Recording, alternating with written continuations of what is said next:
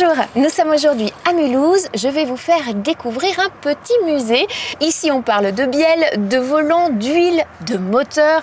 Vous allez me dire, pas très glamour? Eh bien, détrompez-vous.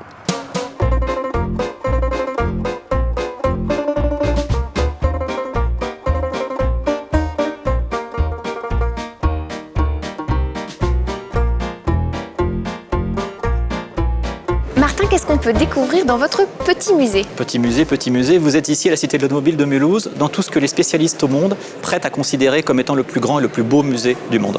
En chiffres, ça représente combien? Ça donne environ 450 voitures présentées depuis les débuts de l'automobile, depuis 1880-85 jusqu'à nos jours. On peut parler de la préhistoire de l'automobile. La préhistoire avec effectivement des modèles qui étaient au tout début de l'automobile, sachant qu'au niveau technique, tout a été inventé au début du XXe siècle.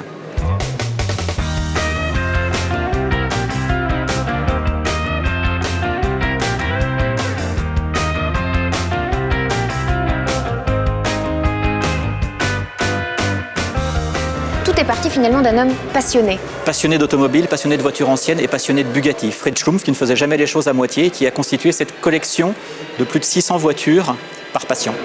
Pourquoi Bugatti? Rien n'est trop beau, rien n'est trop cher, c'était la devise des Torre Bugatti. Et Fritz Schlumpf l'avait faite sienne en ayant un amour extraordinaire pour ces voitures exceptionnelles. Est-ce qu'on fabrique aujourd'hui encore des Bugatti? On fabrique toujours des Bugatti à Molsheim, en Alsace.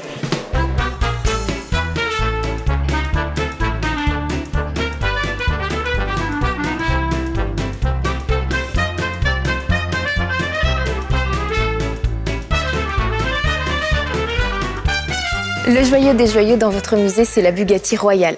Mais pourquoi Royale? Tout simplement parce que Torre Bugatti est destiné aux têtes couronnées, aux rois et aux chefs d'État en Europe et dans le monde.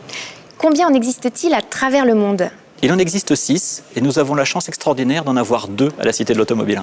Et il faut savoir que cette voiture, malgré ses 6 mètres de long et son poids d'environ 3 tonnes, roule à environ 200 km/h. On dit que c'est la voiture la plus chère au monde. Est-ce que vous confirmez? Je confirme, sauf qu'effectivement, on ne connaît pas son prix exact, puisqu'elle n'est pas à vendre. La majorité des voitures de la collection étant classées monument historique.